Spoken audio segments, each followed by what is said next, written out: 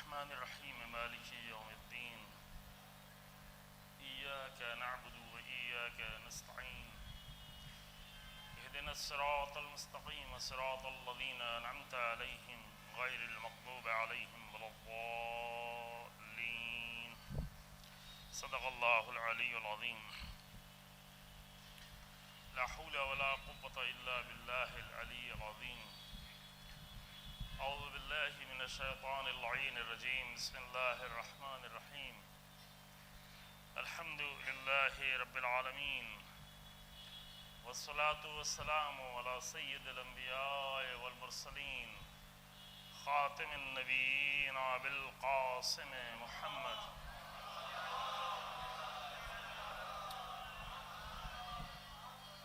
ثم الصلاة والسلام على أهل بيته الطيبين الأطهرين المعصومين المنتجبين ولعنة الله على أعدائهم أعداء الله أجمعين أما بعد فقد قال الله تبارك وتعالى في كتابه الكريم بسم الله الرحمن الرحيم قل إنما أعظكم بواحدة أن تقوموا لله مثنى وفرادى ثم تتفكروا ما بصاحبكم من جنة إن هو إلا نذير لكم بين يدي عذاب شديد صلوات محمد وعلى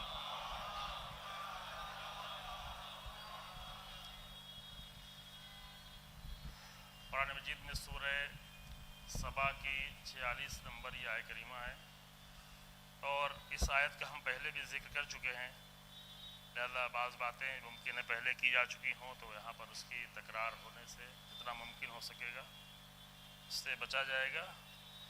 لیکن جو ہمارا موضوع ہے اور جس موضوع کی وضاحت میں کل ہم نے آیت پڑھی لیکن آیت تک نہیں پہنچ پائے تھے، اور وہ یہ ہے کہ قیام حسینی یا انقلاب حسینی کے قرآنی اصول۔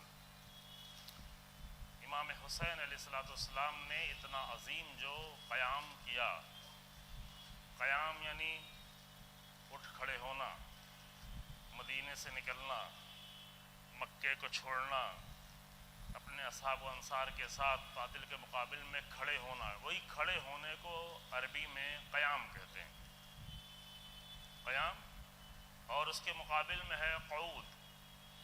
اگرچہ یہ خود ایک قرآنی موضوع ہے اور بڑا موضوع ہے، شاید 2-4 مجلسوں کا موضوع ہے، لیکن وہ سارے بھی ہمارے موضوعات میں شامل نہیں ہے، چونکہ قرآن میں ان لوگوں کی بھی کافی تفصیل سے گفتگو کی ہے کہ جن کو قرآن نے کہا قائدین، قائدون، لفظ قائدون، اور قائدین سے آپ کا ذہن کہیں اور چلے جاتا ہے، اس لیے ہم قائدون کہہ دے رہے ہیں، معنی دونوں کے ایک ہی ہیں۔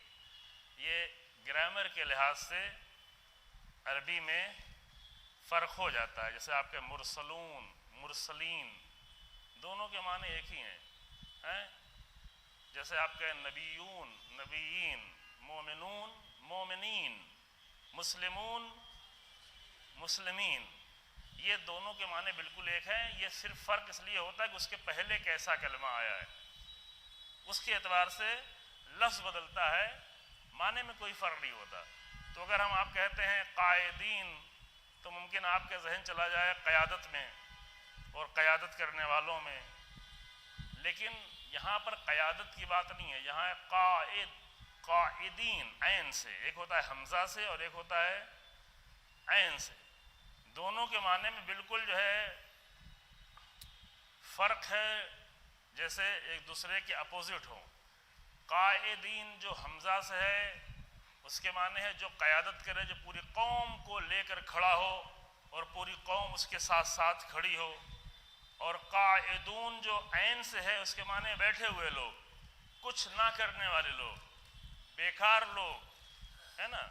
تو آپ لفظ استعمال کرتے ہیں یوں بھی قیام و قعود، قیام و قعود نماز میں استعمال کرتے ہیں، کہتے ہیں بحول اللہ وقوتہ اقوم واقعد، یعنی اللہ کی طاقت سے اور اللہ کی دی ہوئی قوت سے ہم کھڑے ہوتے ہیں اور اقعد بیٹھتے ہیں۔ تو قیام کے اصل معنی کیا ہوئے؟ کھڑے ہونا۔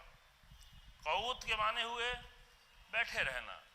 قیام کرنے والے قائمین و قائمون، اور بیٹھنے والے قاعدون عین سے، یا قاعدین عین سے، مگر شرط یہ ہے کہ عین سے۔ تو یہ جو ہے یہ قرآن کی بہت ہی اہم گفتگو ہے، اور قرآن نے دونوں کے بارے میں گفتگو کی ہے۔ وہ جو اللہ کی راہ میں ہمیشہ قیام کرنے والے لوگ ہیں، جو اللہ کی راہ میں کھڑے ہوئے لوگ ہیں، جنہوں نے اللہ کی راہ میں قیام کرنے کا اور کھڑے ہونے کا حق ادا کر دیا، اور ان لوگوں کو بھی قرآن نے تفصیل سے ذکر کیا ہے متعدد سوروں میں، کہ جو لوگ بیٹھے ہوئے لوگ ہیں، جو حتیٰ رسول اللہ کے ساتھ بھی کھڑے ہونے کے لیے تیار نہیں تھے، یا حتیٰ رسول اللہ کے ساتھ کھڑے ہو کر بعض جنگوں میں گئے لیکن بعد میں واپس چلے آئے اور دوسروں کو بھی واپس لے کے چلے آئے، انہی لوگوں کو قرآن نے قاعدون کا لقب دیا ہوا، یعنی بیٹھے ہوئے لوگ، یعنی بیکار لوگ، یعنی صرف بیکار لوگ نہیں بلکہ نقصان پہنچانے والے لوگ۔ اب یہ بیٹھنے والے کے اوپر ہے کہ بیٹھنے والا کس پوزیشن میں ہے۔ اگر ایک انسان تنہا اپنے گھر کی حالت میں صرف اپنے گھر کی حد تک محدود ہے اور وہ بیٹھا رہے تو اس کا نقصان صرف گھر تک ہوتا ہے، کہ بیٹھا رہے گا، نہ کمائے گا، نہ کام کرے گا، نہ محنت کرے گا، تو گھر کے لوگ پریشان ہوں گے۔ لیکن اگر ایک انسان پوری قوم کا ذمہ دار بنا ہوا اور وہ بھی بیٹھا ہوا ہو تو ظاہر ہے اس کا نقصان پھر پوری قوم کو ہوتا ہے نا، کسی بھی قوم میں، یہ کسی ایک قوم کی بات نہیں ہے۔ اور یہاں لکھنؤ کے لوگ بہت زیادہ شارپ ہیں، وہ بہت تیز اپنے ذہن کو کہیں لے کے چلے جاتے ہیں، تو ذہن کو کہیں لے کر نہیں جایا کریں، یہیں رہنے دیں، جہاں جتنی بات کی جا رہی ہے وہیں تک اپنے ذہن کو محدود رکھیں۔ یہ ہر قوم میں، اگر قوم میں کوئی بھی انسان ذمہ دار ہو جائے تو ذمہ دار انسان کا یہ ہے کہ وہ خود بھی کھڑا رہے اور قوم کو بھی بیدار رکھے اور قوم کو بھی کھڑا رکھے۔ اب یہ کہ جیسی قوم ہوگی، جس کے لیے قوم ہوگی وہ اسی کے لیے کھڑا ہوگا، لیکن یہاں پہ جو آیت ہو رہی ہے، بیان ہو رہی ہے، یہاں پہ جو آیت میں ذکر ہو رہا ہے وہ یہ ہے کہ اللہ کی راہ میں کھڑے ہوئے لوگ۔ موضوع بھی ہمارا یہی قیام حسینی، امام حسین علیہ السلام جو بیٹھے نہیں رہے مدینے میں۔ بہت لوگوں نے کوشش کی کہ حسین مدینے ہی میں بیٹھے رہیں، کچھ کمپرومائز کر لیں، کچھ صلح و مصالحت کر لیں۔ جب حکومت آ جاتی ہے تو لوگوں کے انداز بدل جاتے ہیں، تو حسین ابن علی بھی تھوڑا اپنا انداز بدل لیں، لیکن حسین ابن علی وہ نہیں ہیں کہ جو حکومتوں کے بدلنے سے خود بدل جایا کریں۔ یہ اہم مسئلہ ہے۔ امام قیام کرتا ہے تاکہ حکومتیں بدلیں، نہ یہ کہ وہ حکومت کی وجہ سے بدل جائے۔ قائد، اب حمزہ والا قائد کہہ رہے ہیں، قائد وہ ہوتا ہے جو ایسی قیادت کرے کہ اس کے نتیجے میں قوم بھی تبدیل ہو، لوگ بھی تبدیل ہوں، اور اگر لوگ ساتھ دینے کو تیار ہوں تو چاہے وہ 72 لوگ ہی کیوں نہ ہوں تو پوری حکومت کے مقابل میں کھڑے ہو جائے، قیام کریں۔ تو امام حسین علیہ السلام قیام کر رہے ہیں۔ میں موضوع کی بھی وضاحت کر رہا ہوں کہ قیام حسینی کے قرآنی بنیادیں کیا ہیں، لہذا ہم ہر دن انشاءاللہ الگ آیت پڑھیں گے۔ اب یہ اشرا عام طور سے ایسا ہوتا ہے ایک آیت پڑھی جاتی ہے، وہی ہر دن دہرائی جاتی ہے، لیکن ہم کوشش کریں گے ایک آیت پر بھی گفتگو ہو۔ یہ آیت اتنی ہے میں کہ اسے پورا اشرا پڑھا جائے، لیکن کوشش کریں گے کہ انشاءاللہ تعالیٰ اگر اللہ توفیق دے تو الگ الگ دنوں میں کم سے کم 7-8 آیتیں قرآن کی پڑھیں جو حسین ابن علی کے قیام کی بالکل بنیادیں ہیں۔ کیونکہ کل میں نے آپ کے سامنے اشارہ کیا شروع میں، اور بعض مومنین نہیں تھے، کہ امام کا عمل، بیان، کلام، سیرت کچھ بھی اپنی طرف سے نہیں ہوتا، جو کچھ ہوتا ہے وہ اللہ کی طرف سے ہوتا ہے۔ حتیٰ عام گفتگو میں حدیث بھی پیش کی، نمونہ بھی پیش کیا امام محمد باقر علیہ السلام کا، کہ فرمایا کہ اگر میں کچھ کلام بھی کروں، اتنا بڑا واقعہ تو دور کی بات، اگر میں کچھ کلام بھی کروں، اگر میں تمہارے سامنے کچھ بیان بھی کروں تو تمہیں حق ہے، بلکہ حق نہیں بلکہ تم مجھ سے پوچھو کہ آپ نے کہاں سے بیان کیا ہے۔ یہ امام کہہ رہا ہے۔ اے کاش کہ یہی بات ذاکرین کو بھی بڑی اچھی لگنے لگے جو بات امام کی تھی، کہ جب میں کچھ بولوں، کچھ بیان کروں تو آپ مجھ سے پوچھیں کہ آپ یہ بات کہاں سے، آپ کا سورس کیا ہے؟ آپ اپنی باتیں ہمیں سنا رہے ہیں یا اس کا کوئی سورس ہے؟ اگرچہ کل عرض کیا کہ امام اگر کچھ اپنی بات بھی بیان کرے گا تو ہمارے لیے معتبر ہے، ہمارے لیے حجت ہے، لیکن امام یہ عادت ڈلوانا چاہتا ہے تمام مومنین کی کہ دیکھو حتیٰ امام بھی کچھ بیان کرو تو اس کے اصل سورس کو ڈھونڈو، اصل منبع، اصل سورس کی طرف جاؤ۔ یعنی مومن اتنا دور تک دیکھنے والا ہو اور گہرائیوں تک جانے والا ہو کہ حتیٰ امام کے بیان کی بنیادیں بھی ڈھونڈے۔ تو امام جب اپنے ایک کلام کے لیے کہہ رہا ہے کہ مجھ سے تم پوچھو کہ میں کہاں سے بیان کر رہا ہوں، سامنے پوچھنے والے نے پوچھا تو قرآن کی آیت پڑھی، تو کربلا جیسا عظیم الشان عمل بھلا یہ کیسے ممکن ہے کہ قرآنی بنیادوں سے ہٹ کے ہو؟ تو یہ ایک بنیادی موضوع ہے، اگرچہ ہم نے بہت دیر میں یہ موضوع آپ کے سامنے رکھا ہے اور شاید خدا کرے آپ پہلے بھی اور کسی سے سن چکے ہوں، لیکن بہرحال اس کی ضرورت ہے کہ تاریخ کا عظیم ترین عمل جسے ہم کہہ سکتے ہیں اجتماعی عمل، ایک ساتھ، وجوہات اس کی ہم پہلے بیان کر چکے ہیں، ایک نبی کا عمل بہرحال اپنے زمانے میں عظیم ترین ہوتا ہے، لیکن کربلا میں ایک ساتھ آقا اور غلام اور جوان اور بوڑھے اور مرد اور عورتیں اور بچے سب مل کر ایک جیسا جو قیام کر رہے ہیں اور جن کے درجات اتنے بلند ہو گئے ہیں، جن کے قیام کی روح اس مقام پر پہنچ گئی ہے کہ کربلا میں سب حسین ابن علی نظر آ رہے ہیں، سب نظر آ رہے ہیں، اگرچہ درجات کے لحاظ سے بہت فرق ہے، درجات اور مقام کے لحاظ سے حسین ابن علی اور ابو الفضل العباس میں اتنا فرق ہے کہ ہم جیسے لوگ سمجھ ہی نہیں سکتے۔ ابو الفضل عباس یہ سمجھتے ہیں کہ میں تو فقط حسین ابن علی کا غلام رہ جاؤں تو یہی میرے لیے بڑی فخر کی بات۔ تو درجات کے لحاظ سے بہت فرق ہے۔ آج دوپہر میں بیان کیا، سے پہر میں، کہ حتیٰ اصحاب میں بھی حبیب نے مظاہر میں اور دوسرے اصحاب میں فرق ہے، یہ سارا فرق ہے، بہت فرق ہے، لیکن کربلا میں، مقتل میں اور عاشور کے دن اور شب عاشور کے دن سب اس طرح سے ایک جیسے نظر آئے کہ ایسا لگتا ہے سب کے اندر روح حسین ابن علی دوڑ رہی، سب روح حسین ابن علی کی ترجمانی کر رہے ہیں، سب کا دیکھنا، سب کا بولنا، سب کا انداز، سب کا طریقہ، سب کا ایثار، سب کی قربانی، سب کا عشق پروردگار، یہ سب کچھ کربلا میں تو لگتا ہی نہیں کہ کسی میں ذرا برابر کوئی کمی ہو، کمی ہو تب کہا جائے کہ نہیں یہ تو حسین ابن علی جیسا نہیں لگتا، کسی میں اگر کمی دکھے تو یہ کہا جائے کہ ہاں نہیں جون کا مقام تو نیچے ہے کیونکہ ان کی باتیں سمجھ میں نہیں آتی، فلاں کا مقام کم ہے، نہیں، وہاں تو ایک غلام جو سیاہ فام غلام ہے،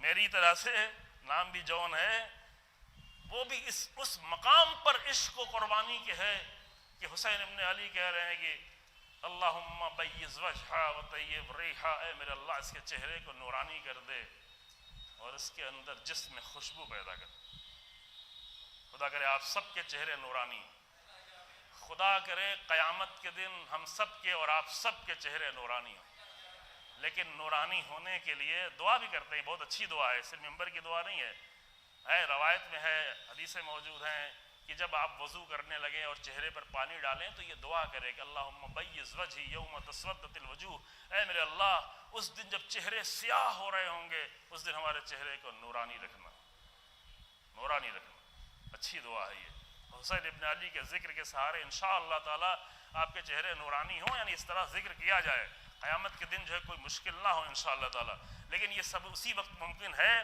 کہ جب ہم گہرائی سے آ کر اس عظیم کارنامے کو سمجھیں۔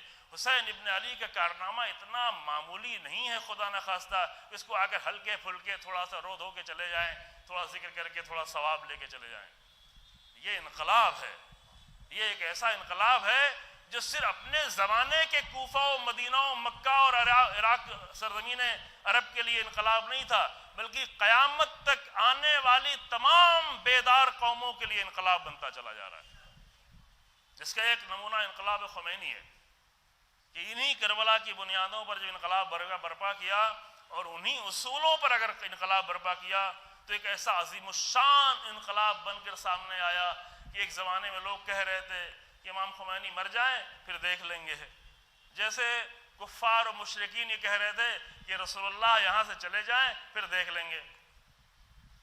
یہی ان کی سوچ تھی, یہی ان کے ارادے. بیٹا تو کوئی ہے نہیں, رسول اللہ کا بیٹا تو کوئی, ابھی بھی بیٹی ہونے کے بعد, انا اعطیناک الکوثر کے آنے کے بعد پھر بھی ان کے دلوں میں ہے تو بیٹی, ہے تو بیٹی, بیٹا تو کوئی ہے نہیں, تو رسول اللہ کے جانے کے بعد دیکھ لیں گے. اور بعض لوگوں نے دیکھ لینے کی کوشش بھی کر لی, لیکن انہیں نہیں معلوم تھا کہ رسول اللہ کی بیٹی کے گود میں ایک بیٹا بھی ہے جس کا نام حسین ابن علی ہے صلی اللہ علیہ وسلم. وہ تمام سازشوں کو ناکام کر دے گا, وہ ایسا انقلاب برپا کرے گا کہ جو انقلاب قیامت تک انقلابات برپا کرتا رہے گا. اور انشاءاللہ بہت سارے انقلابات آتے رہیں گے, لیکن ان تمام انقلابات کے آنے کے لیے سب سے پہلی منزل ہے کہ ہمارے دلوں میں انقلاب پیدا ہو, اور انقلاب کی بنیادیں بھی ہماری مضبوط ہوں. اور بنیادیں اس وقت مضبوط ہوں گی جب ہمیں یہ سمجھ میں آ جائے کہ حسین ابن علی نے, جیسا کہ بعض لوگ سمجھانے کی کوشش کرتے تھے, آ گئے ہیں, مدینے سے نکل گئے ہیں, مکہ چھوڑ دیا ہے, وہاں بھی جان کا خطرہ تھا, وہاں بھی جان کا خطرہ تھا, گھیر کر کربلا لا دیا گیا ہے, تو اب مجبوری میں یہاں جنگ کرنی پڑے گی. یہ سب کچھ نہیں عزیزو, یہ سب ظاہری طور پر ضرور دکھ رہا ہے, لیکن یہ جملہ میں پہلے کہہ چکا ہوں اور مجھے بار بار دہرانا نہ پڑے. کل میں نے مجلس پڑھی, ایک بات میں نے دہرا دی صرف اشارے میں, وہ بھی میں نے دہرائی نہیں, میں نے کہا کہ میں پہلے کہہ چکا لہذا دہراؤں گا نہیں. تو میری مجلس ختم ہونے کے بعد ہی میرا بیٹا کہتا ہے بابا آپ نے یہ بات تو پہلے پڑھی تھی. ہم نے کہا بھائی اچھی بات کچھ ایسی ہوتی ہے کہ جس کو دہرانا پڑتا ہے نا. قرآن بھی بہت ساری باتوں کو دہرا دے رہا ہے, اور کچھ اچھی باتیں ایسی آتی ہیں کہ ذہن میں جب آ جائیں تو چھوڑنے کا دل ہی نہیں چاہتا کہ بھئی یہ بات کہہ دی جائے ایک بار. جن لوگوں نے سن لیا ہے ان کے لیے تکرار ہو جائے گی, جن لوگوں نے نہیں سنا ہے وہ دوبارہ پھر سن لیں گے. واقعاً کچھ باتیں ایسی ہوتی ہیں, یہ قوانین میں سے ہے. بعض لوگوں نے تو کتابیں لکھی ہیں کہ تم جھوٹ کو اتنا دہراؤ, اتنا ریپیٹ کرو, اتنا ریپیٹ کرو کہ لوگ جھوٹ کو سچ سمجھنے لگیں. ہاں, آپ آج کے جھوٹے کو کہہ رہے ہیں, لیکن یہ کتاب ہٹلر نے لکھی ہے, ایڈولف ہٹلر نے لکھی. ہاں اچھا, بات وہی ہے, صحیح فکر بات وہی ہے. ہاں, ہر زمانے کے جیسے یزید الگ ہوتے ہیں اسی طرح ہٹلر بھی ہر زمانے کے ہوا کرتے ہیں. تو بہت اچھا آپ سمجھے ہیں ماشاءاللہ. تو اس کا یہ کہنا ہے کہ جھوٹ کو اتنا ریپیٹ کرو, اتنا ریپیٹ کرو, اتنا ریپیٹ کرو. اب ہٹلر کے زمانے میں تو آئی ٹی سیل نہیں تھا, سوشل میڈیا نہیں تھا, واٹس ایپ نہیں تھا, واٹس ایپ یونیورسٹی بھی نہیں تھی, لیکن اس نے اپنے دوسرے طریقے اپنائے تھے, اور اتنا اتنا اتنا جھوٹ بولا تھا کہ فوجی لوگ, پڑھے لکھے لوگ, پوری جرمنی کی ذہنیت کو بدل کے رکھ دیا تھا. تو جب جھوٹے لوگ جھوٹ کو اتنا ریپیٹ کرتے ہیں تو سچے لوگوں کو سچ تو ریپیٹ کرنا چاہیے, اتنا ریپیٹ کیا جائے کہ سچ پر یقین آ جائے. کچھ باتیں اتنی سچی ہوتی ہیں اور اتنی اچھی ہوتی ہیں کہ اسے بار بار ریپیٹ کرے. حتیٰ قرآن جو بہت ساری چیزوں کو صرف اشارے میں کہہ گزر جاتا ہے, لیکن بار بار کہتا ہے فَبِأَيِّ آلَاءِ رَبِّكُمَا تُكَذِّبَانِ. پوری زندگی میں اللہ کی اتنی نعمتیں بکھری پڑی ہیں, تم اللہ کی کن کن نعمتوں کو جھٹلاؤ گے, کتنا جھٹلاؤ گے. قرآن ایک ہی سورے میں ریپیٹ کرتا ہے کہ لَقَدْ يَسَّرْنَا الْقُرْآنَ لِلذِّكْرِ فَهَلْ مِن مُدَّكِرٍ. ہم نے قرآن کو سمجھنے کے لیے آسان کر دیا, کوئی ہے سمجھنے والا. تو یہ ایک بنیادی فلسفہ ہے کسی چیز کو ریپیٹ کرنے کا عزیزو. تو میں عرض یہ کر رہا تھا, موضوع کی وضاحت کر رہا تھا, قیام حسینی, اور اسی بنیاد پہ میں نے یہ آیت پڑھی ہے کہ حسین ابن علی سلام اللہ علیہ کا قیام ہے, اور اس قیام سے ہمیں قرآن کی بنیادوں کو سمجھتے ہوئے حسین ابن علی کے قیام کو پھر زیادہ بہتر سمجھنا ہے کہ یوں نہیں ہو گیا تھا کہ بس آ گئے تھے, مدینہ چھوٹ گیا تھا, مکے میں مجبوری تھی, لوگ خنجر لے کے ٹہل لیتے حرام میں باندھے ہوئے کہ کہیں بھی رمی جمرات کرتے ہوئے مار دیں گے, لہذا امام حسین کیا کرتے, ان کو تو نکلنا ہی پڑا, اور بعد میں گھیر کر لا دیا گیا کربلا, اور وہاں جنگ ہو گئی, وہاں شہید ہو گئے. کربلا اتنی آسان سی بات نہیں ہے. اگر کربلا اتنی آسان سی بات ہوتی تو مدینے سے نکلتے وقت رسول اللہ کا نواسا یہ نہ کہہ رہا ہوتا کہ ان اللہ شاء ان یرانی قتیلا, میرا پروردگار یہ چاہتا ہے کہ میں قتل کیا جاؤں, میں مقتل تک جاؤں. تو میں اس لیے مقتل تک جا رہا ہوں چونکہ میرا رب یہ چاہتا ہے، میرا پروردگار یہ چاہتا ہے۔ آپ کہیں خودکشی ہے، ہاں اگر اپنی جان یوں ہی جا کے بیکار میں کوئی دے دے تو خودکشی ہے، لیکن شاید ہم بعد میں جب ایک بنیاد قرآن کی بیان کریں گے، مقتل حسین ابن علی کربلا کے اصولوں کی ایک اور بنیاد جب بیان کریں گے، جہاد و شہادت، تو شاید اگر فرصت رہے تو وہاں پہ بتائیں گے کہ فلسفہ جہاد کیا ہے اور فلسفہ شہادت کیا ہے۔ شہادت یوں ہی نہیں ہے، شہادت کے تو بہت سارے درجات ہیں۔ کوئی کووڈ میں مر جائے وہ بھی شہید کہا گیا ہے، روایتوں میں ہے باقاعدہ، کووڈ نہیں ہے لفظ ہے، کووڈ تو اس زمانے میں نہیں تھا، لیکن کوئی حادثاتی موت مر جائے، کوئی بلاؤں میں مر جائے، کوئی وباؤں میں مر جائے، کوئی مثلا ایکسیڈنٹ میں مر جائے، اس زمانے میں ایکسیڈنٹ بھی نہیں تھا۔ 24 طرح کے مقامات بتائے گئے ہیں، شیعہ سنی دونوں کے ہاں روایتیں، شیعہ سنی دونوں کے ہاں 24 طرح کے لوگوں کو شہید کہا گیا ہے۔ 24 طرح کے، گھر گر جائے شہید ہو جائے، بارش زیادہ ہو جائے گھر جائے شہید ہو جائے، زلزلہ آ جائے کوئی جان چلی جائے، ان سب کو شہادت کا درجہ دیا گیا ہے۔ لیکن یہ سارے شہید وہ ہیں جنہوں نے شہادت کا ارادہ نہیں کیا تھا، بس حادثے کی بنیاد پر شہید ہو گئے۔ سب سے بلند درجے کا شہید وہ ہے جو شہادت کا ارادہ کر کے مقتل تک جائے۔ تو یہ خودکشی نہیں ہے۔ اب کیوں خودکشی نہیں ہے یہ اس وقت بیان کیا جائے گا جب فلسفہ شہادت کی باری آئے، اگر نوبت آ گئی انشاءاللہ تعالی اور فرصت بھی رہی آپ کے سامنے بیان کرنے کی کہ کیوں خودکشی نہیں ہے۔ اگر حسین ابن علی خود ہی کہہ رہے ہیں کہ میرا اللہ چاہتا ہے، ان اللہ شاء، میرے پروردگار نے چاہا، بے شک اللہ نے چاہا کہ یرانی قتیلا، کہ وہ مجھے قتیل دیکھے، وہ مجھے مقتول دیکھے، وہ مجھے مقتل میں دیکھے، وہ مجھے شہید ہوتا ہوا دیکھے۔ تو حسین کربلا تک مجبور ہو کے نہیں آئے ہیں، بلکہ اپنے پروردگار کی چاہت کے تقاضے کے تحت آئے،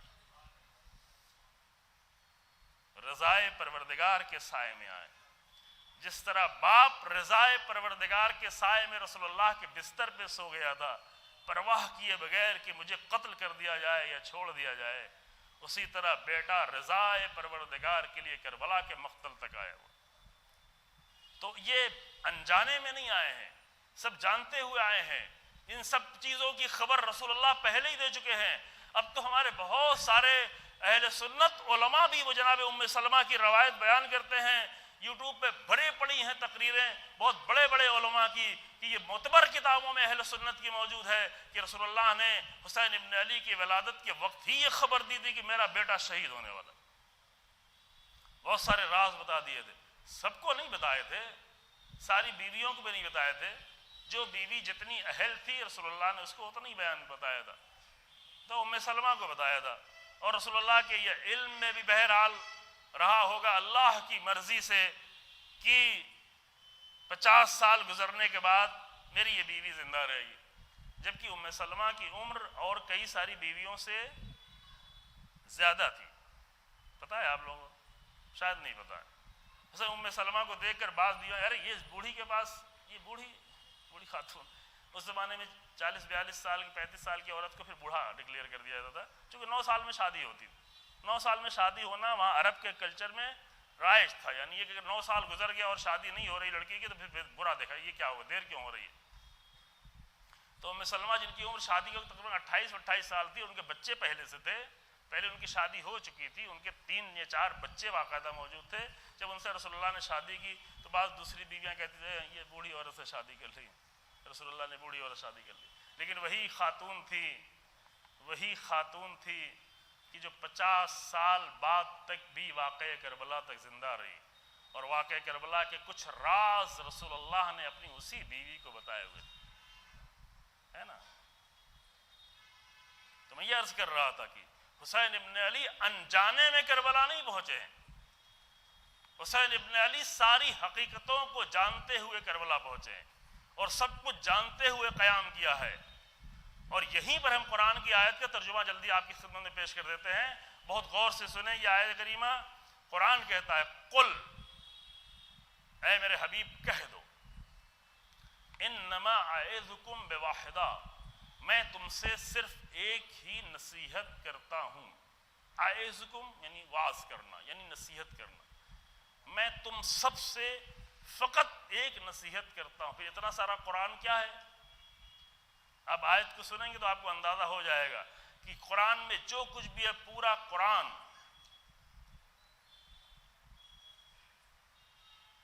کتنی آیتیں ہیں قرآن کی؟ ابھی میں نے گنا تھا پھر بھول گیا. 6666 تو ہرگز نہیں ہے، 6200 کیا 28 300 کچھ ایسے. ابھی میں نے کچھ دن پہلے کسی نے آگے پڑھ دیا، پھر میں نے ان کو دیکھ لیا کہ پھر تو بیٹھ کے گن بھی لیا تھا، شاید کہیں موبائل میں میرے لکھا ہو. یہ اچھا ہے سنی. یہی میں نے پھر مولانا سے میں نے کہا بھی کہ دیکھیں یہ ایک بات کی یہ بہت بڑی دلیل ہے کہ کبھی سنی سنائی باتیں نہیں پڑھنا چاہیے.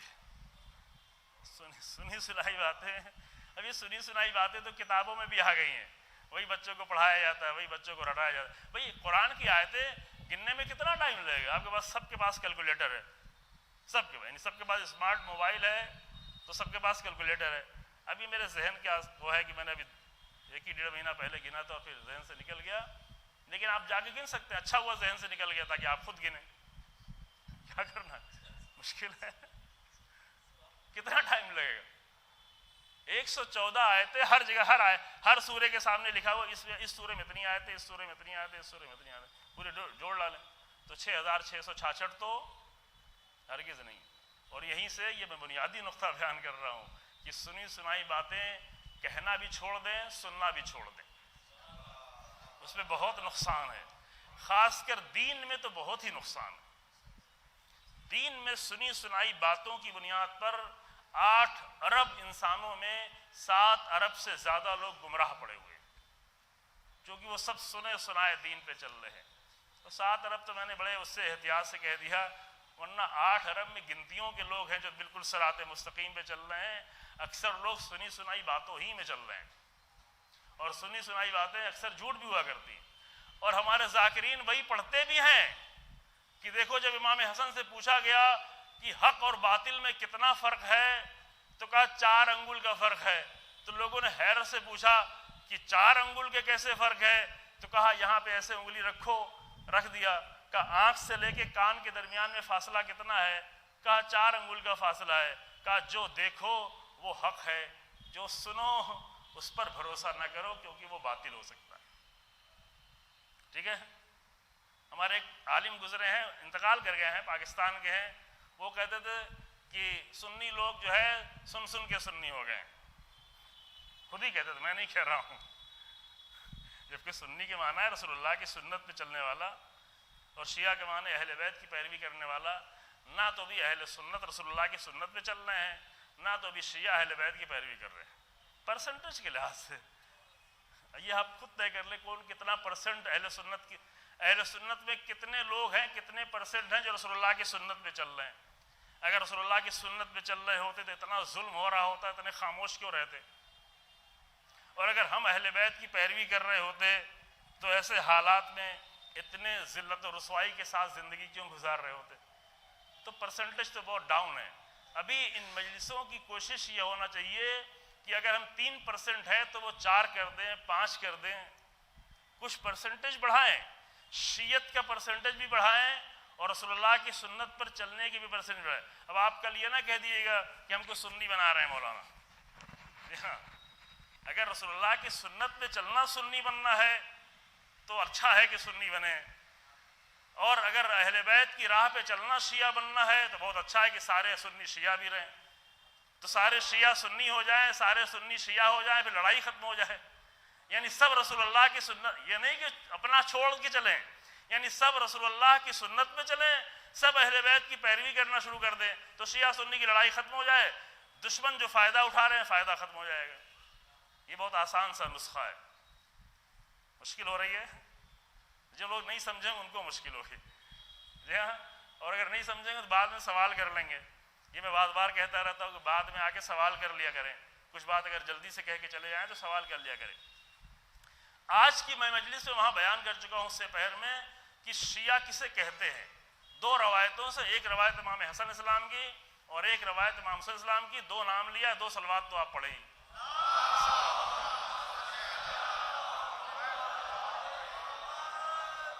ایک اور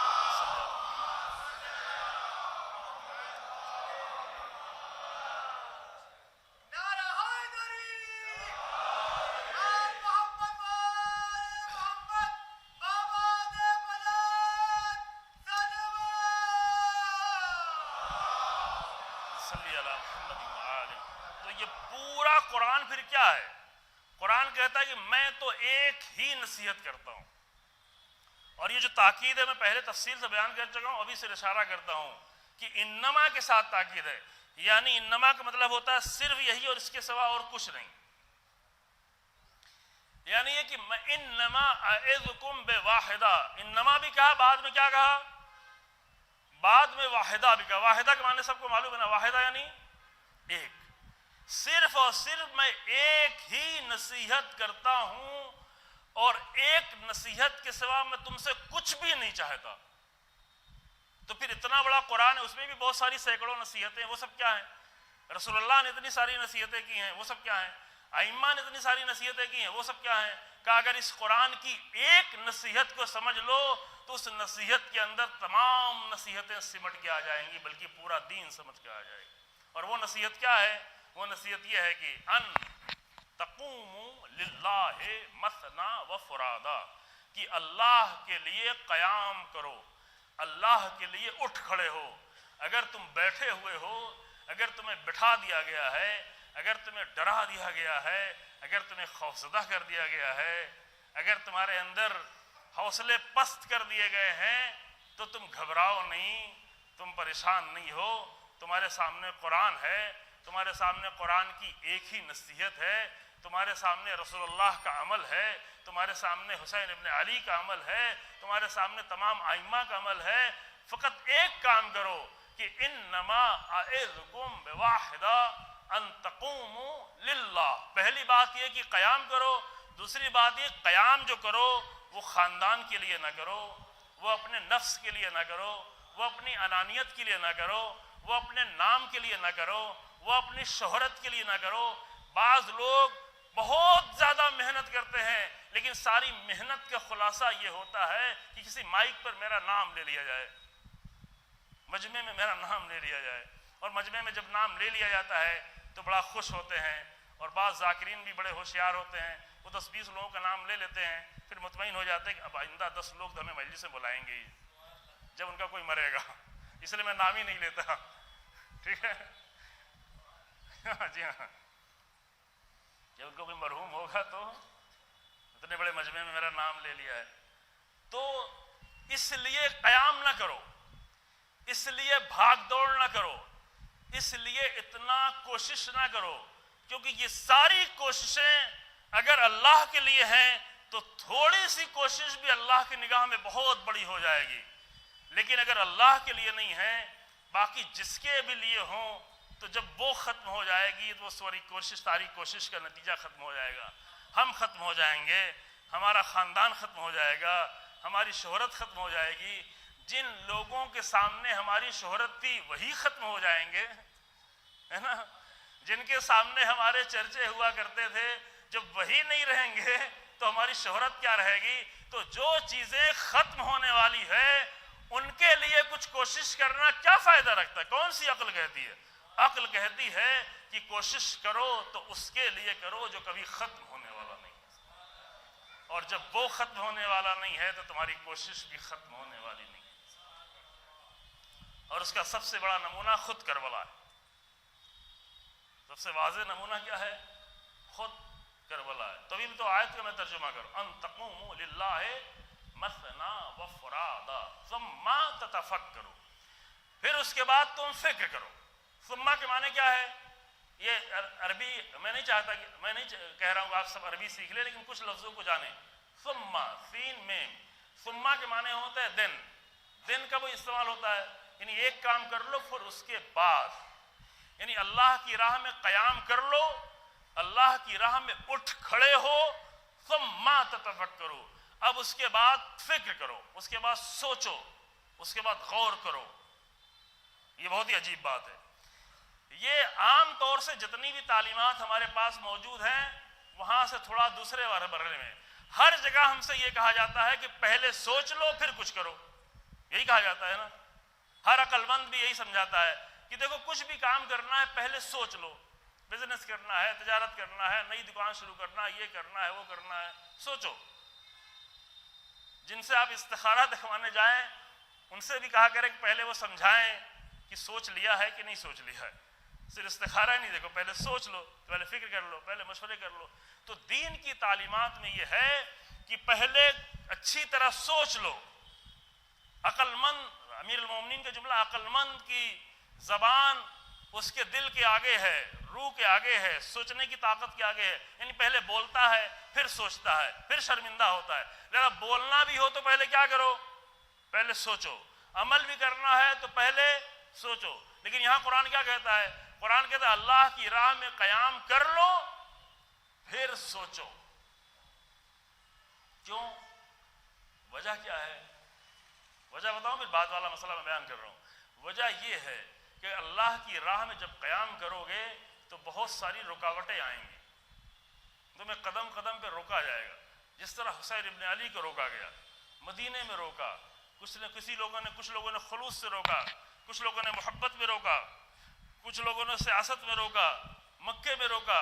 عبداللہ ابن عمر نے روکا، خلیفہ دوم کے بیٹے.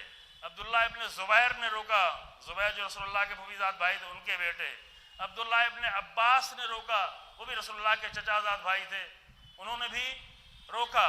عبداللہ ابن جعفر نے روکا جو امام حسین کے چچا زاد بھائی تھے اور بہن کے شوہر بھی تھے. تو چار تو بڑے بڑے عبداللہ نے روکا. اس زمانے کے سب سے بڑے نام یہ لیے جاتے تھے. سمجھ رہے ہیں؟ اب کس کے نزدیک کون بڑا، یہ میں بحث نہیں کر رہا ہوں، تاریخ کے لحاظ سے لوگوں کی نگاہوں میں جو بڑے تھے. تو عبداللہ ابن جعفر نے بھی روکا، عبداللہ ابن عباس نے بھی روکا، عبداللہ ابن عمر نے بھی روکا، عبداللہ ابن زبیر نے بھی روکا، محمد حنفیہ نے بھی روکا، اور بہت سارے لوگوں نے آ کے روکا. مدینے میں روکا، مکے میں روکا. جب روکا تبھی امام حسین نے کہا کہ اللہ مجھے قتیل دیکھنا چاہتا ہے. پھر روکا کہ اگر اللہ آپ کو قتل دیکھنا چاہتا ہے، قتیل مقتول، تو بیویوں کو لے کے کیوں جا رہے ہو؟ ان اللہ شایرہن سبایا، اللہ انہیں اسیر دیکھنا چاہتا ہے. نہیں، مجھے جانا ہے. یہ ضد نہیں تھی، یہ اللہ کی راہ میں قیام تھا. تو سب روک رہے تھے، سب کہہ رہے تھے، کوئی کہہ رہے تھے یمن کی پہاڑیوں میں چلے جائیں، کسی گوشے میں چلے جائیں، کسی غفا میں چلے جائیں، کسی اور سرحد میں چلے جائیں. لیکن اللہ کی راہ میں قیام کرنے والا وہ غفائیں اور پہاڑیاں اور سرحد نہیں ڈھونڈتا، وہ تو ظلم کے مقابل میں آگے کھڑا ہوتا. اللہ کی راہ میں. تو ثم تتفکروا کیوں ہے؟ ہر جگہ پہلے سوچو پھر بولو پھر کرو.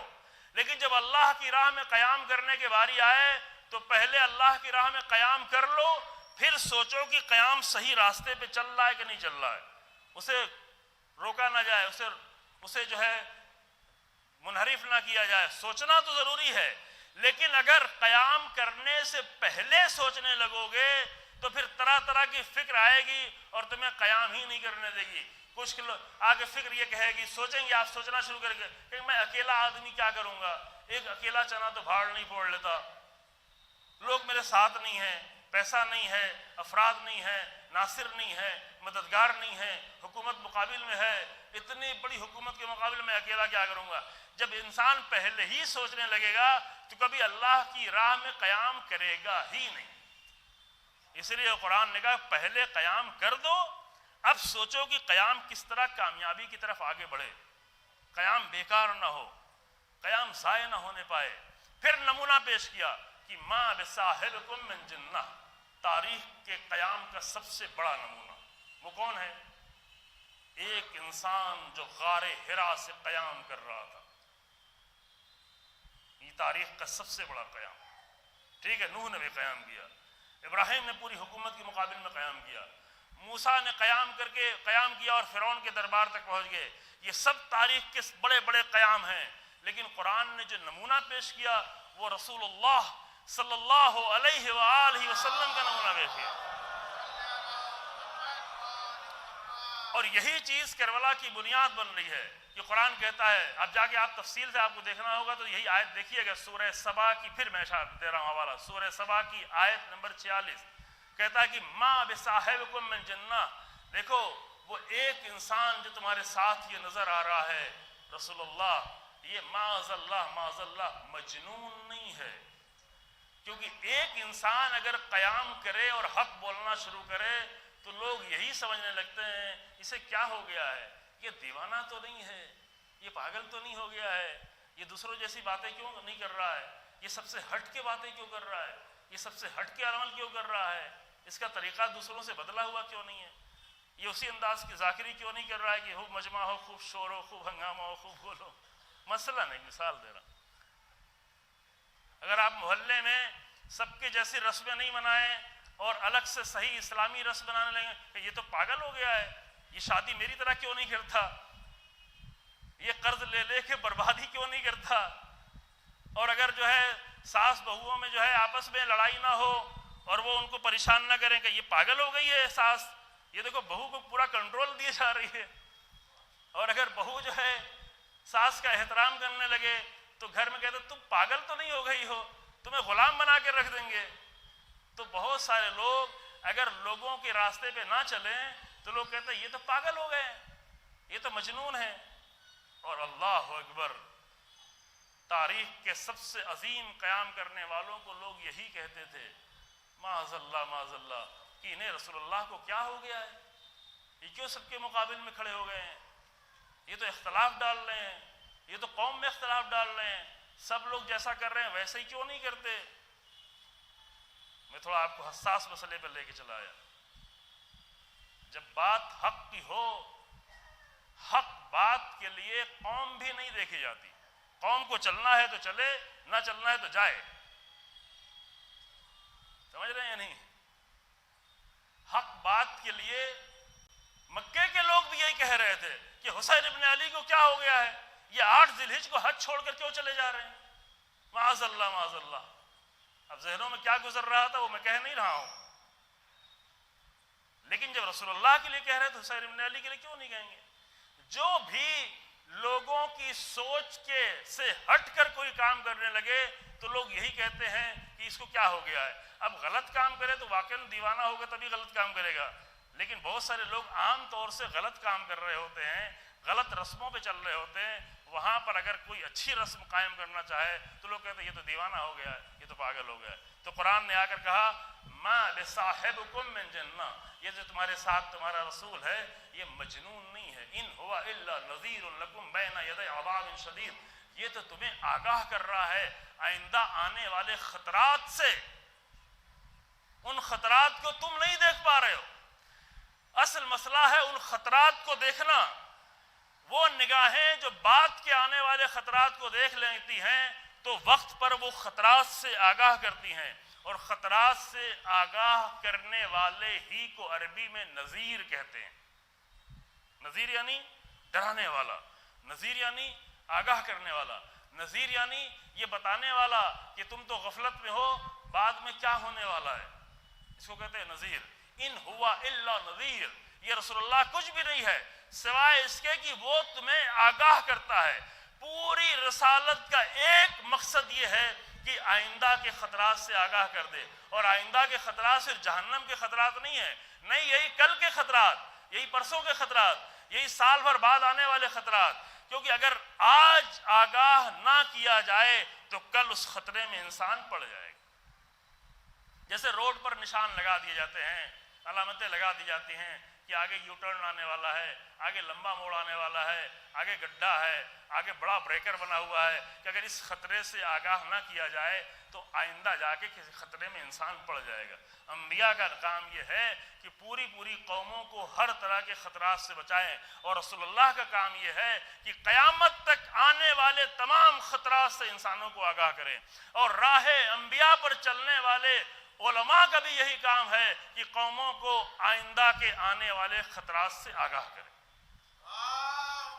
اللہم صلی اللہ۔ جی ہاں، میں وقت جو تھوڑا بچا ہوا ہے میں ایک دو مطلب جلدی سے عرض کر دوں، یہ میرا پورا موضوع نہیں ہے لیکن صرف ایک جملہ سن لیں اور اس سے ہم ایک گزارش کریں اور اپنی مجلس کو تمام کریں کہ حسین ابن علی کے قیام کی سب سے پہلی بنیاد کیا ہے۔ ابھی کئی بنیادیں اور بیان ہوں گی، قرآنی بنیاد، اپنی طرف سے نہیں، زور خطابت والی بنیادیں نہیں، یہ نہیں کہ رات بھر سوچ کے ایک نیا مطلب لے کے آئے ہیں۔ بعض لوگ ہیں، ہمارے ایک بزرگ ہیں، وہ کہتے ہیں کہ ارے یہ مولانا کیا پڑھتا ہے، وہ تو سامنے کی چیزیں پڑھتا ہے، کچھ نئی چیز نہیں پڑھتا۔ تو سوچ کے کچھ نئی چیز بنائیں اور نئی چیز لا کے آپ کے سامنے پیش کریں، وہ بے بنیاد چیزیں ہوں گی۔ اگر ہم اپنے ذہن سے کوئی نئی چیز ایجاد کر کے لائیں، آپ خوش ضرور ہو جائیں لیکن بے بنیاد چیز ہوگی۔ حسین ابن علی کا قیام بے بنیاد نہیں ہے، حسین ابن علی کے قیام کی بنیادیں قرآن میں، حسین ابن علی کے کربلا کا جو شجر ہے جو آج تک ثمر دے رہا ہے، وہ درخت جس کے پھل پوری دنیا میں پھیلتے جا رہے ہیں، اس شجر اور اس درخت کی بنیادیں قرآن میں ہیں۔ کربلا کے شجر کی جڑیں قرآن میں ہیں۔ پہلی شاخ اور پہلا مضبوط تنا جہاں سے حسین ابن علی کا قیام اٹھتا ہے وہ یہ ہے کہ اللہ کے لیے اٹھ کھڑے ہونا، ان تقوموا للہ۔ قرآن کی اس ایک آیت پہ جو ایک ہی نصیحت ہے، ہم عمل کریں یا نہ کریں، ہم جیسے مولوی ذاکر عمل کریں یا نہ کریں، آپ جیسے مومنین عمل کریں یا نہ کریں، لیکن یہ ممکن نہیں ہے کہ رسول اللہ کا نواسا عمل نہ کرے، یہ ممکن ہی نہیں۔ جب قرآن کہہ رہا ہے صرف ایک ہی نصیحت، اور یہ کہہ کہ میں آپ کو چھوڑ نہیں رہا ہوں، یہ اس لیے کہہ رہا ہوں کہ ٹھیک ہے اگر ہم حبیب نے مظاہر کی طرح نہ کر سکیں تو کم سے کم یہ فکر تو رہے کہ ہم بھی اپنی زندگی میں جب قیام کریں تو اس قیام کا رخ اللہ کی طرف موڑ کر لیں گے، کیونکہ جس کے لیے بھی اللہ کے سوا جس کے لیے بھی قیام کریں گے سب فنا ہو جائے۔ بہت نمونے آپ کی نگاہوں کے سامنے ہوں گے جنہوں نے پوری زندگی بھر بڑی محنتیں کی اور بڑا قیام کیا اور بہت کچھ کمایا اور بہت کچھ بنایا، اور بعد میں برباد بچوں نے آ کر صرف خود کو برباد کیا اور ان کو بھی برباد کیا اور ذلیل و رسوا کر دیا۔ تو ان بچوں کے لیے کچھ کرنا، بچوں کے لیے کرو لیکن وہ بھی اللہ کے لیے ہو، بچوں کی خدمت کرو۔ یہ جملہ میں نے عرض کیا جلدی، بچوں کی خدمت کرو، یہاں نہیں، فیملی کی خدمت کرو، بہتر سے بہتر شکل میں جتنا کر سکتے ہو کرو، اور جتنے لوگوں کی خدمت کر رہا ہو خدمت کرو۔ صرف دین ہی نہیں اللہ کے لیے ہو، صرف نمازیں ہی اللہ کے لیے نہیں ہو، صرف مجلسیں ہی اللہ کے لیے نہیں ہو، صرف روزہ و حج ہی اللہ کے لیے نہیں ہو، بلکہ جو روز مرہ کے کام کر رہے ہو وہ گھر کے لیے، فیملی کے لیے، خاندان کی خدمت کر رہے ہو، خدمت خاندان کی ہو لیکن عمل اللہ کے لیے ہو۔ سمجھ رہے ہیں؟ تو وہی عمل تبدیل ہو کر عبادت بننا شروع ہو جاتا ہے، وہی دکان پر بیٹھنا آپ کا بیٹھ تبدیل ہو کر عبادت بننا شروع ہو جاتا ہے۔ جب نیت یہ ہو کہ ہم اپنے خاندان کو عزت کی زندگی دیں لیکن یہ کام بھی ہم اللہ کے لیے کریں، کیونکہ اللہ نے یہ ہمیں ذمہ داری دی ہے کہ تمہیں اپنے خاندان کو عزت کی زندگی دینا، تو اللہ کے لیے ہو۔ کتنا اچھا ہے، کتنا اچھا ہے کہ ہمارے چھوٹے چھوٹے کام بڑے ہو جائیں، اور کتنا برا ہے کہ ہم بہت بڑے بڑے کام کریں لیکن وہ سب فنا ہو جائیں، سب فنا ہو کر ختم ہو جائیں، کیونکہ جس کے لیے کیا تھا وہی فنا ہو جانے والا تھا، جن اولاد کے لیے کیا تو وہی فنا ہو جانے والی ہے، تو جس کے لیے کیا جب وہ فنا ہو رہا ہے تو عمل بھی فنا ہو جائے گا۔ یہ تو ایک بہت ہی عقلی بات ہے نا۔ تو انسان اپنے عمل کو اس طرح عظیم بنا سکتا ہے، اور اس عظیم بنانے کا نمونہ خود حسین ابن علی کا عمل ہے کہ حسین ابن علی نے جو عمل انجام دیا ایک دن کا عمل تھا، ایک دن کا عمل تھا، ایک دن کی قربانی تھی، 6-7 گھنٹے کی قربانی تھی، صرف 72 لوگوں کی قربانی تھی، لاکھوں لوگوں کی قربانی نہیں تھی، 72 لوگوں کی قربانی تھی، لیکن یہ 72 لوگ بھی عظیم ہو گئے کیونکہ انہوں نے اللہ کے لیے قربانی دی۔ انہوں نے جو قیام کیا تھا وہ حسین ابن علی کے ساتھ ضرور آئے تھے لیکن قیام اللہ کے لیے تھا۔ کبھی کبھی غلط جملے استعمال کر لے جاتے ہیں کہ حسین ابن علی کے لیے کیا ہے، نہیں، حبیب نے مظاہر حسین ابن علی کے ساتھ ضرور آئے ہیں لیکن آئے ہیں تو اللہ کے لیے آئے ہیں، کیونکہ حسین ابن علی اللہ کے نمائندے۔ ابو الفضل العباس حسین ابن علی کے ساتھ ضرور آئے ہیں لیکن بھائی کے لیے نہیں آئے ہیں، اللہ کے لیے آئے ہیں، بھائی کے ساتھ آئے ہیں۔ یہ فرق سمجھیں عزیزو، یہ بہت زیادہ بنیادی فرق ہے۔ بھائی کے ساتھ آئے ہیں لیکن اللہ کے لیے آئے ہیں۔ جوان بیٹا باپ کے ساتھ ضرور آیا ہے لیکن اللہ کے لیے آیا اور حق کے لیے آیا ہے۔ اسی لیے جب گھوڑا چلتے چلتے حسین ابن علی نے کہا انا للہ و انا الیہ راجعون، تو جوان بیٹے نے یہ سوال کیا، بابا ہم حق پر تو ہیں، جب حق پر ہیں تو ہمیں کوئی پرواہ نہیں ہے کہ موت ہم پر آ پڑے یا میں موت پہ جا پڑوں۔ تو علی اکبر کو یہ پرواہ نہیں ہے کہ میں بابا کو نہیں چھوڑوں گا، نہیں، میں حق کو نہیں چھوڑ سکتا۔ کربلا کی اس باریکیوں کے سمجھیں عزیزیں، یہ بہت قیمتی جملہ یوں ہی پڑھ کے لوگ گزر جاتے ہیں، اس سے نتیجہ نہیں لے پاتے، اس سے نتیجہ لینا سیکھیں۔ یہ معمولی جملے نہیں ہیں۔ علی اکبر باپ کے لیے نہیں آئے ہیں کربلا کے مقتل میں، علی اکبر اللہ کے لیے آئے ہیں۔ اور حسین ابن علی نے آ کر اپنے 6 مہینے کے بچے کی قربانی کس کے لیے دی ہے؟ باپ کی حیثیت سے تو ایک بیٹا اپنے 6 مہینے کے بچے قربانی ہے، وہ کہے گا کہ چلو جوان بیٹا تو شہید ہو گیا ہے، ایک بیمار بیٹا بچا ہے، وہ بھی کہاں کہاں اس کو لے جایا جائے گا، کتنے مرحلے آئیں گے جہاں اس کی جان خطرے میں پڑ جائے گی، تو 6 مہینے کے بچہ شاید بچ جائے تو نسل کو آگے بڑھانے کے لیے بچے کو بچا لے۔ لیکن جب بات دین کی آتی ہے تو انسان یہ دیکھتا ہے کہ علی اکبر کے خون سے لوگ اتنا بیدار نہیں ہوں گے جتنا 6 مہینے کے بچے کے خون سے بیدار ہوں گے، تو یہ قربانی بھی اللہ کی راہ میں دے دی جائے۔ یہ سمجھیں عزیزو، لوگ بڑے بہانے کریں گے، جوان لوگ تھے جنگ کر رہے تھے، جوان لوگ جنگ کر رہے تھے، 6 مہینے کا بچہ کیا کر رہا تھا؟ اور تاریخ گواہ ہے، تاریخ آج جمعے کا دن تھا، یہاں پہ نہیں منایا جاتا، پوری دنیا میں جناب علی اصغر کا دن ایک منایا جاتا ہے، ایران میں تو بہت اہتمام ہوتا ہے، ہر ماں جس کا بچہ چھوٹا سا 3 4 5 6 مہینے 8 مہینے تک کے بچے ہوتے ہیں ان کو سجا کے لے کے آتی ہیں، ایک بہت ہی خوبصورت منظر ہوتا ہے، آپ جا کے سرچ کر لیں گے، انٹرنیٹ پہ ڈھونڈیں گے تو آپ کو وہ منظر مل جائے گا۔ یہ اس لیے یہ اچھی رسمیں ہیں، اچھی رسمیں، ہم لوگ رسم کے نام پہ جب کچھ شروع کرتے تو کوئی ایسی چیز لا کے شروع کرتے جس سے دین کی بدنامی ہی ہو کے رہ جائے، جس سے لوگ عزاداری سے دور ہی بھاگنا شروع ہو جائے۔ بھئی شروع کرنا ہے تو ایسی رسم شروع کرو کہ جس سے لوگوں کا دل نرم ہو، اور یوم علی اصغر کے نام پر پوری دنیا میں یہ میسج پہنچایا جاتا ہے کہ تم کربلا کے سارے شہیدوں کو بھول سکتے ہو لیکن 6 مہینے کے بچے کو کیسے بھول سکتے ہو؟ اور حسین ابن علی نے اپنے 6 مہینے کے بچے کی بھی قربانی دی، تو کیوں دی؟ اللہ کے لیے۔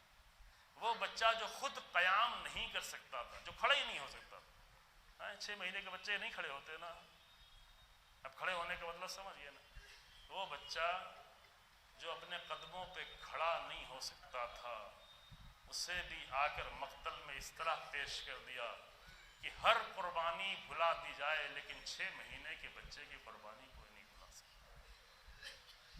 یہ اللہ کی راہ میں قیام۔ اور مصائب آنے سے پہلے میں ایک چھوٹی سی گزارش کرنا چاہتا ہوں، اگرچہ آپ آمادہ ہو گئے ہیں لیکن ابھی ہمارے پاس چند منٹ ٹائم بچے ہوئے ہیں۔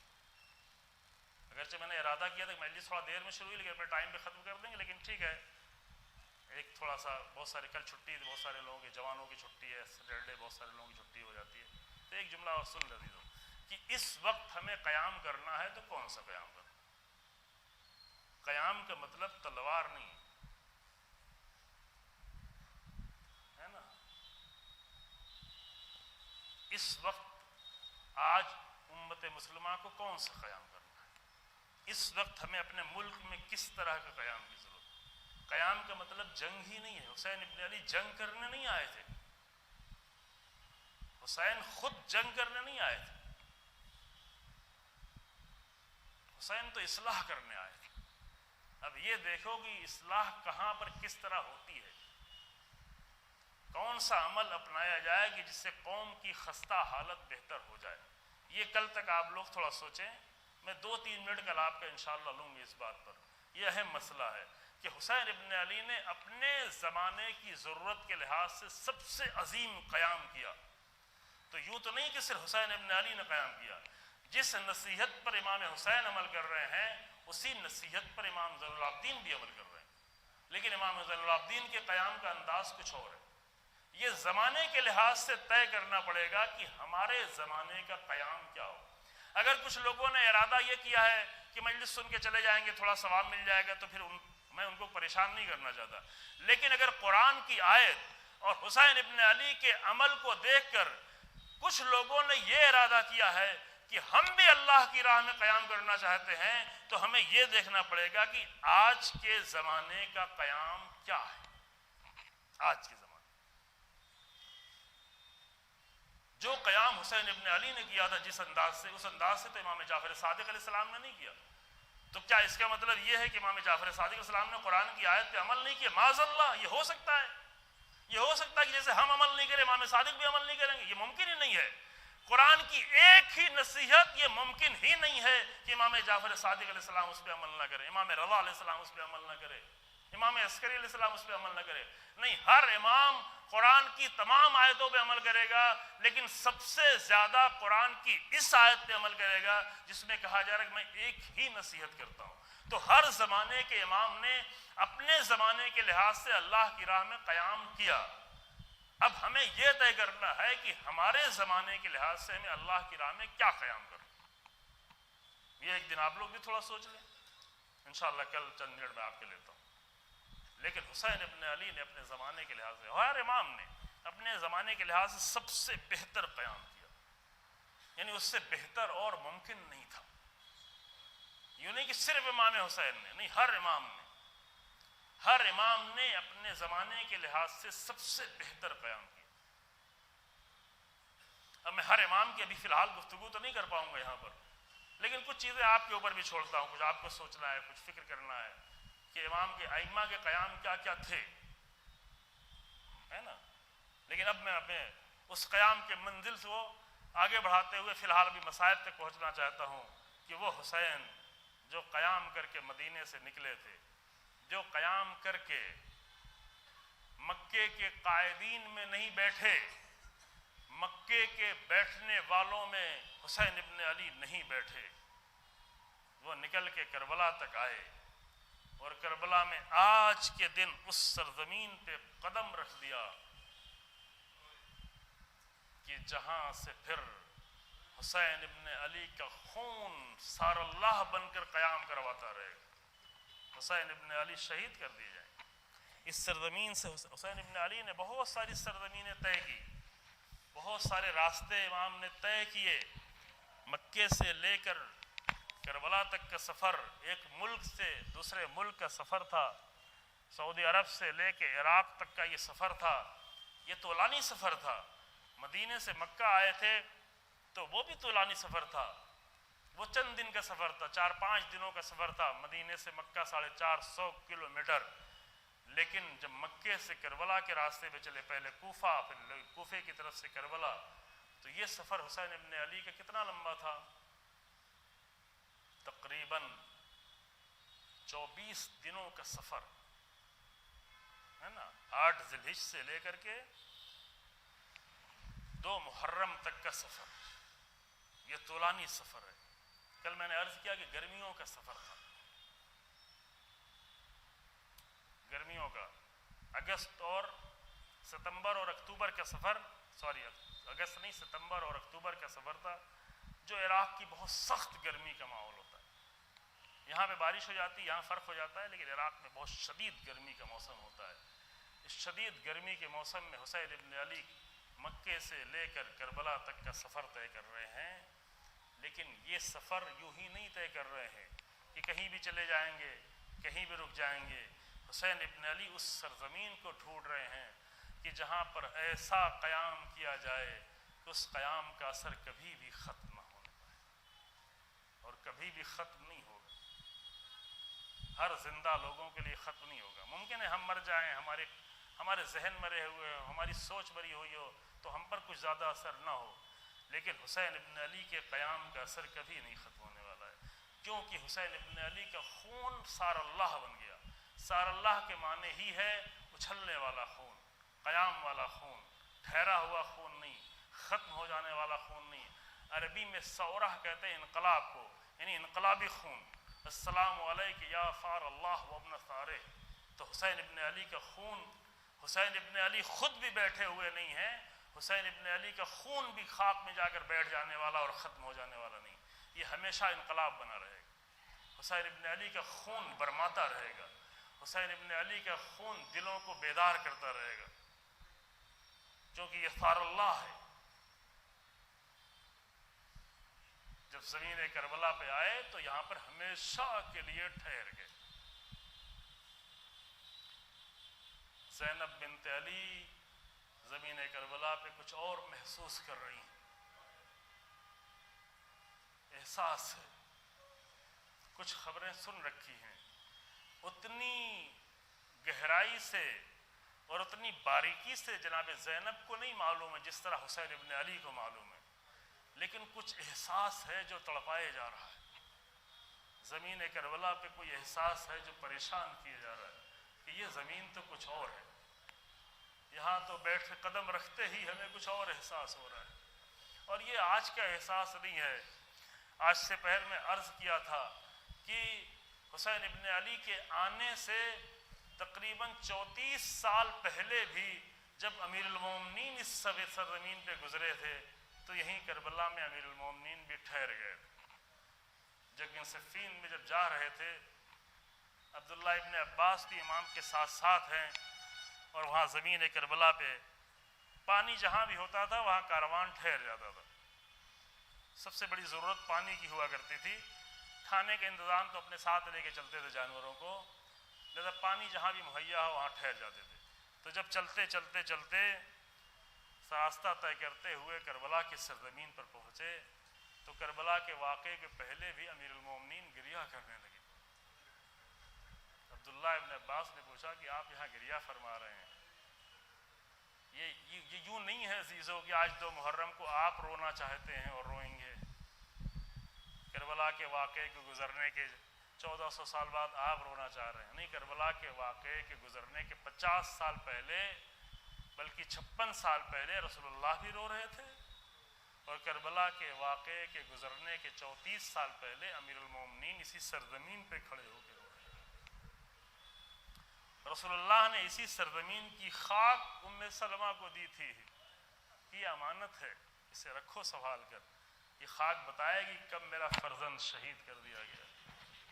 تو یہ صرف آپ کا رونا نہیں ہے، یہ وہ رونا ہے جو رسول اللہ کے رونے سے جا کے مل جاتا ہے، اور اللہ اس رونے کو قبول بھی کرے، رونے کی توفیق بھی دے۔ یہ وہ رونا ہے جس پر امیر المومنین نے گریہ کیا، فرمایا ہاں ہونا یہاں مسارع الشاق، یہ عاشقوں کے پچھاڑے کھا کھا کر گرنے کی زمین ہے۔ عاشق، عشق والے لوگ، کربلا میں عشق والے لوگ آئیں گے۔ مسارع الشاق، یہ عاشقوں کی سرزمین ہے، عاشقوں کی سرزمین پر امیر المومنین کھڑے ہیں، اور 34 سال بعد آنے والے عاشقوں کو یاد کر رہے ہیں۔ ایسے عاشق کہ جو ابھی بعض لوگ بچے ہیں، بعض تو پیدا بھی نہیں ہوئے ہیں، بعض کی نسلیں بھی آئندہ آنے والی ہیں، بعض تو ابھی مسلمان بھی نہیں ہیں۔ وہب قلبی جیسے عاشق، وہب قلبی کی ماں جیسے عشق کرنے والی اللہ کی راہ میں، یہ مسارع الشاق ہے۔ اور وہیں پہ قسم کھا کے کہا کہ یہاں پر ایسے لوگ شہداء، ایسے لوگ شہید ہوں گے کہ نہ ان سے پہلے کوئی ایسے شہید ہوئے ہیں اور نہ ان کے بعد کوئی ایسے شہید ہوں۔ فرد فرد کے طور پر ممکن ہے ہوں، چونکہ سب سے بڑا شہید خود امیر المومنین کی ذات ہے، لیکن ایک ساتھ اتنے عظیم شہداء کسی بھی سرزمین پر نہیں آئیں گے جس طرح سے کربلا کی سرزمین پہ آئیں گے۔ تو وہ شاق جن کو 34 سال پہلے امیر المومنین نے بتایا تھا، آج 2 محرم کو وہ کربلا کی سرزمین پر آ گئے۔ عاشقوں کا کاروان کربلا کی سرزمین پر آ گیا۔ اب اس کے بعد مقتل سجے گا، تو جب کربلا کا مقتل سجے گا تو اس میں ایک ایسا عاشق بھی ہوگا کہ جب 2 محرم کو حسین ابن علی کربلا میں آئے تھے تو ابھی تو حسین ابن علی کے مقابل میں کھڑا تھا۔ اب یہ کربلا کے معجزے ہیں، آپ تھوڑا اس پہ روئیں گے بھی اور سنیں گے بھی اور نتیجہ بھی لیں گے۔ جب 2 محرم کو حسین ابن علی کربلا میں وارد ہوئے تو ایک لشکر ہے 1000 کا جو حسین ابن علی کے مقابل میں کھڑا ہوا ہے، اور خط وہیں پر آیا اور وہیں پر روک دیا کہ اس کے آگے آپ کو بڑھنے ہی نہیں دیں گے، اس کے آگے آپ کو بڑھنا نہیں ہے۔ لیکن کیا پتا تھا کہ 2 محرم میں جو حسین ابن علی کے مقابل میں آگے کھڑا ہوا ہے وہ عاشور کے دن انہی عاشقوں میں آ جائے گا جس کو امیر المومنین نے 34 سال پہلے ہی عاشق کہہ دیا تھا۔ یہ کربلا ہے، اللہ اکبر، یہ بہت بڑا معجزہ ہے۔ یہ ایسا معجزہ ہے کہ جس معجزے کی بار بار ضرورت ہے کہ کون کب آ جائے، حتیٰ وہ آ جائے کہ جو مقابل میں کھڑا تھا۔ آج بھی کتنے لوگ آئے ہیں، آج بھی یہیں کے لوگ بیٹھے ہوئے جو مختلف راہوں میں اور مختلف انداز سے زندگی گزار رہے ہیں، آئیں ایک بار حر کے انداز سے زندگی گزارنا سیکھیں۔ حر نے بھی بڑے بڑے انداز سے زندگی گزاری تھی، سپہ سالار بن کر آیا تھا، نمائندہ بن کر آیا تھا، خط کو بار بار اولی کر رہا تھا، ابن زیاد کے خط کا منتظر تھا، پسر سعد کے ساتھ ٹھہرا ہوا تھا، لیکن کس طرح عاشق ہو گیا، کس طرح عشق پروردگار میں آ گیا، کس طرح حسین ابن علی کا عاشق ہو گیا۔ تو وہ جو 2 محرم کو آ کر راستہ روک رہا تھا، وہی عاشور کے دن آگے کہتا ہے کہ مجھے جلدی جانا ہے، مجھے مقتل میں جلدی جانا ہے، مجھے میدان میں جلدی جانا ہے، میں نہیں ٹھہرنا چاہتا، میں جلدی اپنا نذرانہ پیش کرتا ہوں۔ عشق کا شباب ہے۔ میں یہ جملہ پہلے عرض کر چکا ہوں کہ حر ایسا توبہ کرنے والا نہیں تھا کہ شب عاشور میں خیمے میں بیٹھ کے توبہ کر لے اور اللہ کی بارگاہ میں دل سے توبہ کر لے، اور دل سے توبہ کر کے عاشور کے دن اپنے خیمے میں بیٹھا رہے، بیماری کا بہانہ کر لے، یا بیماری کا بہانہ نہ کرے تو مقتل میں پیچھے پیچھے رہے، کسی پہ تلوار نہ چلائے، کسی پہ نیزہ نہ چلائے، آگے نہ بڑھے، کیونکہ رات میں توبہ کر چکا ہے۔ ایسے توبے کا فائدہ نہیں ہے، اگرچہ وہ دل ہی سے توبہ کر لی جائے، لیکن ایسے توبہ کا فائدہ نہیں ہے۔ توبہ کا فائدہ اس وقت ہے کہ جب زندگی کا انداز ہی بدل جائے۔ اگر زندگی کا انداز نہ بدلے تو حر کتنا ہی دل کی گہرائی سے شب عاشور میں توبہ کر لے، لیکن لوگوں کی نگاہوں میں عمر سعد کے لشکر کا حصہ ہی بنا رہے گا۔ لیکن اگر اس نے اپنا انداز بدل لیا ہے تو امیر المومنین کی نگاہ میں وہ بھی عاشق بن جائے گا، اور حسین ابن علی کی نگاہ میں وہ بھی جانثار بن جائے گا، اور فرشتوں کی نگاہ میں حسین کا وہ صحابی بن جائے گا۔ تو ایسا بنا کہ امام نے پہلے تو کہا کہ تم میرے مہمان ہو، لیکن امام بھی اس کے دل کی باتوں کو سمجھ رہے تھے۔ امام ہوتا ہی وہی ہے جو دل کی گہرائیوں کو سمجھ رہا ہو، اس لیے امام بھی سمجھ رہے تھے کہ اس کے دل میں کیا گزر رہی ہے، کہ جس پر بھی اس کی نگاہ پڑے گی تو کہیں یہ نہ سوچے کہ لوگ یہ سوچیں گے کہ میری وجہ سے لوگ پیاسے ہیں، میں نے ہٹائے ہیں خیمے، میں گھیر کر یہاں پر لایا ہوں، میں نے ان کو مجبور کیا ہے۔ اگرچہ کربلا میں حسین ابن علی کے ساتھی اور بچے بھی ایسے، بعض لوگ پڑھ دیتے ہیں کہ کہیں کوئی خیمے سے بچہ نکل کے آ کر یہ نہ کہہ دے کہ تمہاری وجہ سے ہم پیاسے ہیں۔ حسین ابن علی کے تربیت کیے ہوئے بچے ایسے نہیں ہیں کہ جو مہمان کو آ کر تھوڑی دیر کے لیے شرمندہ بھی کریں گے، ہرگز ایسا نہیں کریں گے۔ لیکن حسین ابن علی تو حر کے دل کی حالت کو سمجھ رہے ہیں کہ کہیں حر یہ سوچتا نہ رہے اور اس کڑھل میں وہ نہ رہے، دیر تک اس کڑھل میں نہ رہے کہ میری وجہ سے یہ لوگ پیاسے ہیں، میری وجہ سے یہ لوگ گھرے ہوئے ہیں، لہذا اسے ٹھیک ہے جلدی شہادت کے میدان تک پہنچا دیا جائے۔ تو حر کو اجازت دے دی۔ حر بہت مجاہد تھا، حر بہت ہی ذرا بہادر تھا۔ یہ تو لشکر کے لوگ کہہ رہے تھے کہ حر تو کیوں کانپ رہا ہے، حر تو کیوں لرز رہا ہے؟ اگر مجھ سے کوئی بھی پوچھتا کہ اس پورے لشکر میں سب سے بڑا تیر انداز کون ہے تو میں تیرا نام لیتا، لیکن تیری حالت یہ بدلی ہوئی کیوں ہے؟ حر نے کہا میں اپنے آپ کو جنت و جہنم کے درمیان میں دیکھ رہا ہوں، اور جہنم کو چھوڑ دیا، جنت تک چلا آیا۔ اے کاش کہ اللہ ہر انسان کو یہ اللہ توفیق دے کہ وہ اپنے دور کے جہنم کو چھوڑ کر وہ جنت تک آنے کا سفر طے کر لے جائے۔ جب حر چلا تو پہلے آہستہ آہستہ چلا، کیونکہ زور سے نکلتا تو لوگ گھبرا جاتے، یہ سمجھتے کہ چھوڑ کر جا رہا تو کہیں پیچھے سے حملہ نہ کر دیا جائے، کہیں پیچھے سے تیر نہ مار دیا جائے۔ تیر مارنے کی اسے پرواہ نہیں تھی، پرواہ صرف یہ تھی کہ ایک مرتبہ حسین ابن علی کی خدمت میں پہنچ کر میں توبہ تو کر لوں، دل سے تو توبہ کر لیا ہے، ایک مرتبہ حسین ابن علی کی رضا تو مجھے حاصل ہو جائے۔ جب بیچ راستے میں پہنچا دونوں لشکر کے بیچ میں تو گھوڑے کو مہمیز کیا اور گھوڑا تیزی سے دوڑنے لگا۔ دوڑتے دوڑتے جب خیمے سے قریب ہونے لگا تو پھر تھوڑا لگام کو سنبھالا اور سنبھال کے سوچنے لگا کہ حسین ابن علی کے سامنے جا رہے ہیں، کیسے جائیں؟ تو پہلے اپنے ہاتھوں کو بلند کیا، آسمان کی طرف اپنا رخ کیا اور رک کر کے آواز دی، اللہم انی ارعبت قلوب آل محمد، اے میرے اللہ میں نے آل محمد کے دلوں کو ڈرایا ہے، دھمکایا ہے، بچوں کو، بیویوں کو، مشکل مرحلہ تھا، میں نے آل محمد کے دلوں کو خوف میں مبتلا کیا ہے، تو اے میرے اللہ میری معافی ہے۔ لرزے ہوئے دل کے ساتھ، تڑپی ہوئی حالت کے ساتھ، منقلب روح کے ساتھ اور حسین ابن علی کے سامنے آ کے کہتا ہے، حل لی التوبہ، کیا میرے لیے توبہ ممکن ہے؟ اے حر تو نے تو اللہ کی بارگاہ میں توبہ کر لی ہے، میرا پروردگار بھی تجھے معاف کرتا ہے، میں بھی تجھے معاف کرتا ہوں۔ حسین ابن علی نے حر کو سینے سے لگایا اور اس کے بعد کا مرحلہ میں نے پہلے بیان کر دیا۔ اس نے اجازت چاہی، امام نے اس کے دل کی حالت کو سمجھتے ہوئے مقتل میں جانے کی اجازت دے دی۔ اب یہ بہادر جنگ کرتا رہا، جا کے پہلا ایک جملہ کہا کہ میں نے حسین ابن علی کو خط لکھ کے نہیں بلایا تھا، لیکن تم میں تو ایسے لوگ موجود ہیں جنہوں نے حسین کو بلایا۔ یہ رسول اللہ کا نواسہ ہے۔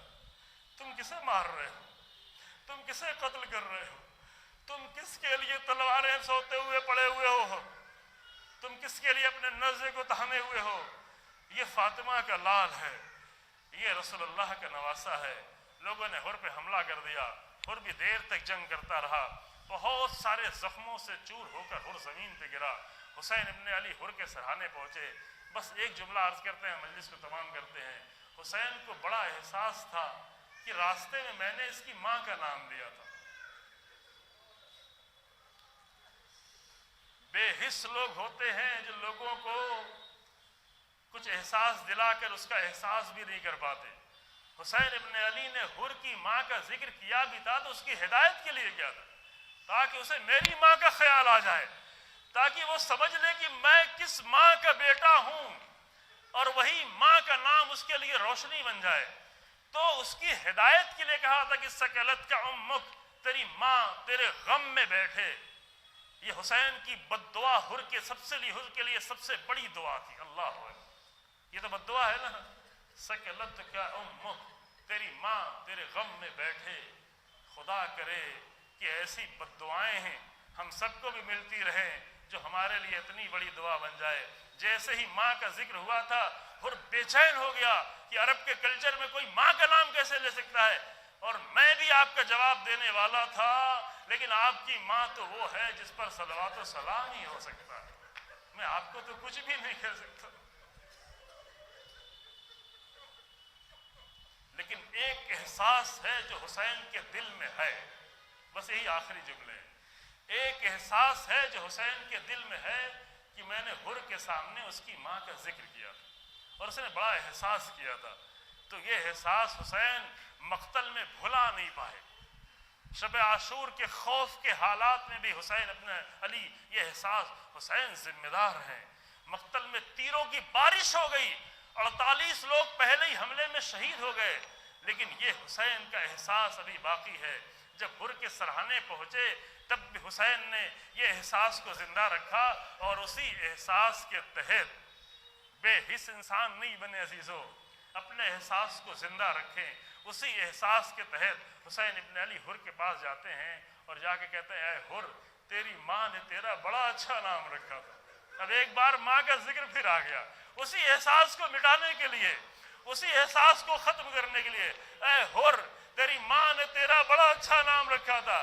انت حر فی الدنیا والآخرہ، تو دنیا میں بھی حر ہے، تو آخرت میں بھی حر ہے، تو دنیا میں بھی آزاد ہے، تو آخرت میں بھی آزاد ہے۔ حسین تو یہ سند دے کے چلے گئے، حر کا لاشا بھی اٹھا کے لے کے چلے آئے۔ سلام ہو ان بازوؤں پر، سلام ہو ان 57 سال کے بازوؤں پر جو صبح عاشور سے لے کر عصر عاشور تک مسلسل لاشوں پہ لاشیں اٹھاتا رہا، لیکن وہ بازو جب ٹوٹ گئے، وہ جب کمر خمیدہ ہو گئی، جب وہ گھوڑے سے زمین میں گرنے لگا، وہ جس کی آنکھوں کی روشنی جاتی رہی، اس کی لاش اٹھانے والا کوئی نہ تھا۔ مقتل میں صدا گونج رہی تھی، زہرا کا لال ہے، کوئی نہیں ہے جو کفن دے، کوئی نہیں ہے جو حسین ابن علی۔